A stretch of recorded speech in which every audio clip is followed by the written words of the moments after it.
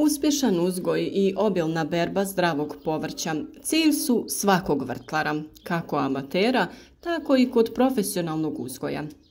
Sa željom za uspjehom javlja se i želja da se uzgoj odradi na prirodan način, bez štetnih sredstava za zaštitu i prihranu. Od davnina se zaštita biljaka od sjemena pa do ostalih faza uzgoja radi sa ovim malim ljubičastim mrvicama. Naime, radi se o kalijev permanganatu. Dugo se smatrao snažnim antiseptikom koji se koristio ne samo u medicinske svrhe, već i u poljoprivredi. On može neutralizirati aktivnost različitih patogenih organizama, stoga se aktivno koristi za dezinfekciju sjemena, dezinfekciju tla, poljoprivrednih alata i staklenika te plastenika. Otopine kalijevog permanganata nadoknađuju nedostatak hranjivih elemenata kako u vrtnim, tako i u sobnim biljkama. Tvar pomaže u borbi protiv zaraznih bolesti koje pogađaju povrće i voće. Za postizanje željenog rezultata uvijek je potrebna upotreba ovog lijeka u skladu sa uputama. Danas se kalijev permanganat slobodno prodaje u ljekarnama i specijaliziranim poljoprivrednim trgovinama. Za pripremu ljekovitih ili dezinfekcijskih otopina potrebne su jako male doze, stoga je jedan paketić dovoljan za cijelu sezonu. Kalijev permanganat izgleda kao minijaturni kristali tamno ljubičaste nijanse. Kada se dodaju u vodu, tvar se otapa odmah, bojeći tekućinu u ružičasto ili ljubičasto. Sastav kalijevog permanganata sadrži kalij, kisik i sam mangan. Prisutnost ovih komponenti objašnjava zašto se lijek tako često koristi u poljoprivredi. Koristan je po tome što vam omogućuje učinkovitu dezinfekciju tla, sjemena, prostora, pa čak i uređaja koje koristite u vrtu. On uništava spore gljivica i omogućuje aktiviranje stvaranja mladih sadnica, pridonoseći rastu zelene mase. Prednost je što upotreba tvari ni na koji način ne utječe na karakteristike okusa biljke ili zdravlje ljudi.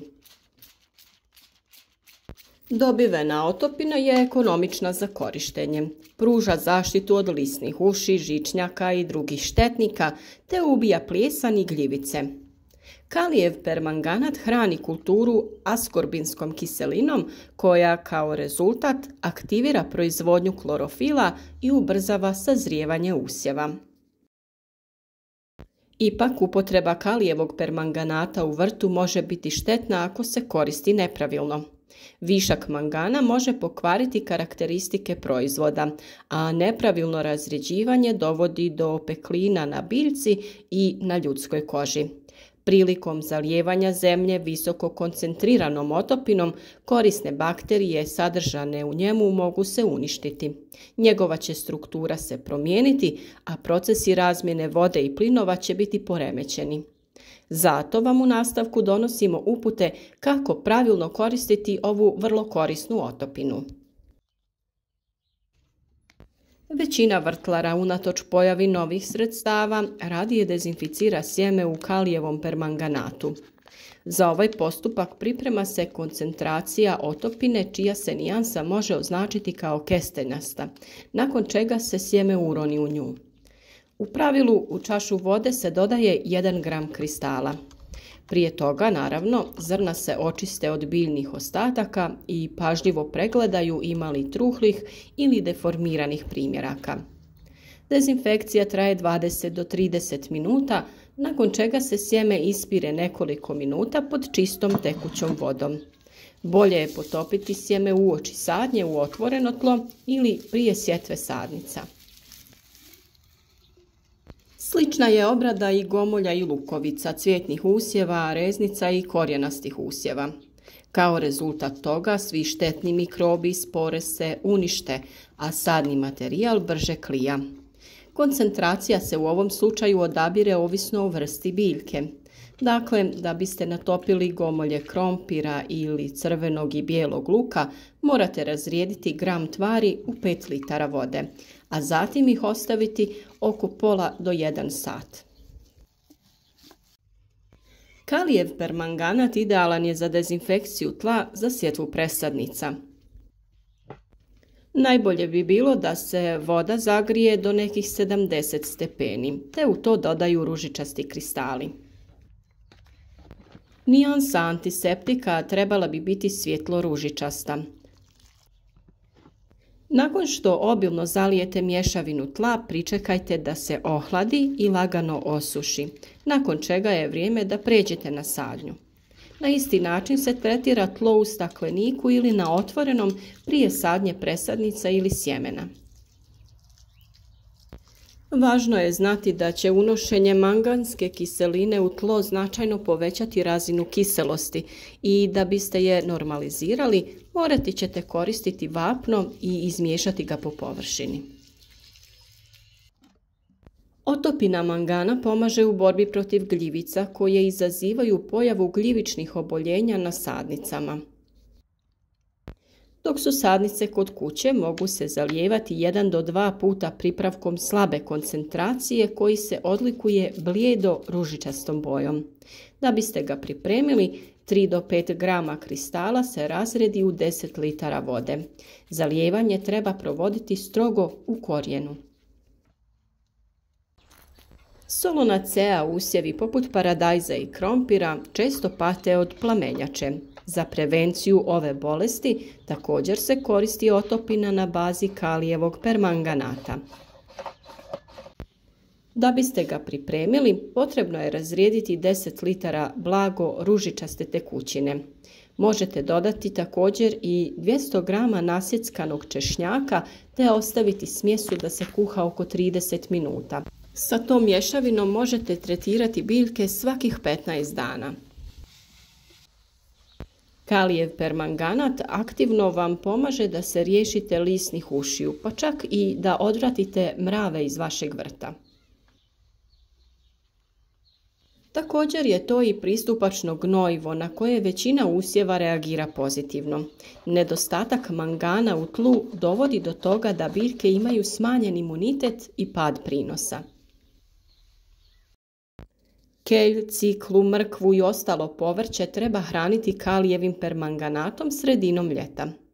Na svakih 10 litara vode dodaje se 3 grama kristala i ta količina je dovoljna za obradu 4 kvadratna metra zasada.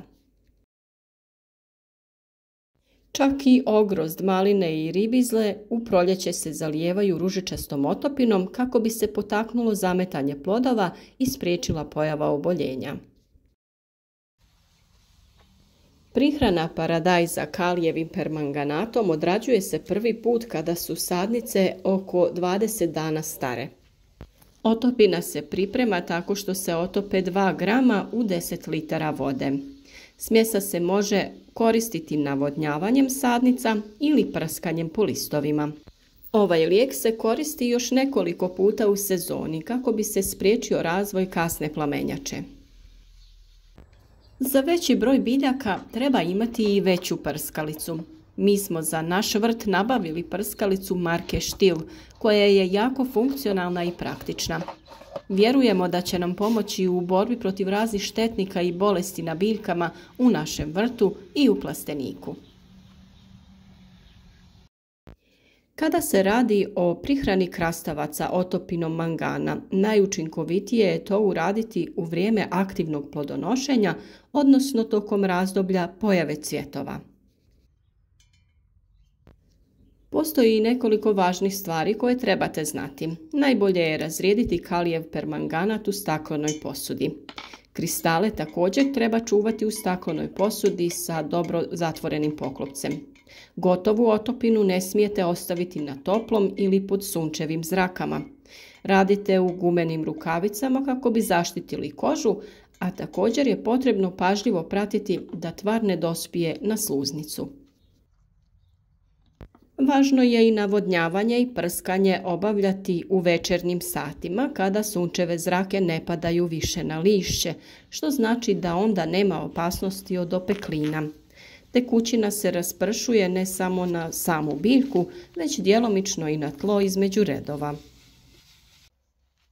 Na kraju sezone razumno je svu radnu opremu obraditi i dezinficirati kalijevim permanganatom poput rukavica, gumenih čizmi, lopata, grablji i drugih alata. Škare, noževe i ostale predmete koji se koriste za rezidbu dezinficirajte prije svake upotrebe. Za pripremu ove otopine jedna mala čajna žličica razredi se u litri vode. U kasnu jesen, nakon što ste sve biljke iznijeli van iz vaših plastenika i staklenika, iznesite i sve alate i sve što ste unutra imali, te odradite dezinfekciju kalij permanganatom. To treba učiniti sa visoko koncentriranom tekućinom, za čiju pripremu se 3 žličice razrede u 10 litara vode. Svi metalni dijelovi mogu se jednostavno oprati kalijevim permanganatom, a drveni elementi se po mogućnosti namaču u njemu nekoliko sati, a zatim se prirodno osuše na suncu. Nakon završetka obrade staklenika, preporučuje se otvoriti sve prozore i vrata u njemu i ostaviti ga ovakvog nekoliko dana. Prije sadnje presadnica trebate oprati posude koje su prethodno korištene u prijašnjim sezonama za istu namjenu. Posude od plastike dovoljno je isprati ili prebrisati ovom otopinom, a drvene kutije također trebate određeno vrijeme natopiti. Ukoliko niste sigurni koju količinu kalij permanganata dodati u vodu, najbolje se je voditi bojom otopine. Za zalijevanje i prskanje biljaka ova otopina treba biti jako blijede roze boje. Za dezinfekciju zemljišta, pogotovo na otvorenom, boja može biti blago tamnija zato što vani padaju kiše, zalijeva se i ispira tlo. A jako tamna otopina koristi se isključivo za dezinfekciju alata i unutrašnjosti plastenika. Nadamo se da vam je ovaj video bio koristan i da ćete i dalje kroz ovu sezonu biti uz nas, slijediti naše savjete i osigurati sebi obilje zdravog povrća pa i zdravih plodova. Naš rad podržite sa lajkom, podijelite video sa prijateljima kako bi i drugi imali koristi od naših savjeta.